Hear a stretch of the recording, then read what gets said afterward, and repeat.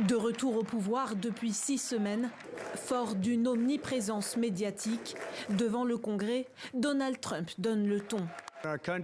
Notre pays est sur le point de connaître un retour en force comme le monde n'en a jamais connu. L'Amérique en a fini avec le wokisme.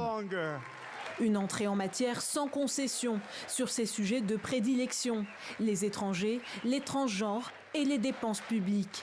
Un domaine confié au milliardaire Elon Musk, chargé d'effectuer des coupes drastiques au sein de l'administration fédérale. Devenu le bras droit du président, il est longuement applaudi par les élus républicains.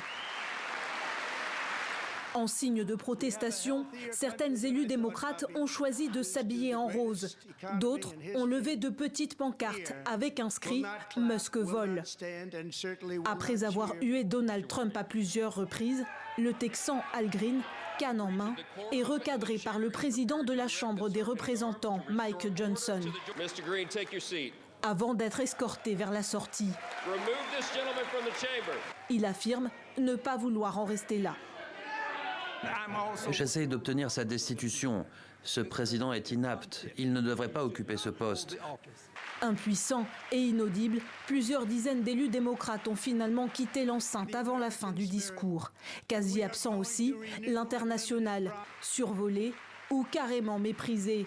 Le Lesotho, pays africain privé d'aide américaine pour lutter contre le VIH, s'est vu qualifié de pays dont personne n'a jamais entendu parler. Donald Trump a confirmé son intention de reprendre possession du canal de Panama et de contrôler le Groenland pour raison de sécurité. Une exception cependant, le brûlant dossier ukrainien qu'il se félicite de gérer. J'ai reçu une lettre importante du président ukrainien Zelensky. La lettre dit que l'Ukraine est prête à s'asseoir à la table des négociations dès que possible pour se rapprocher d'une paix durable.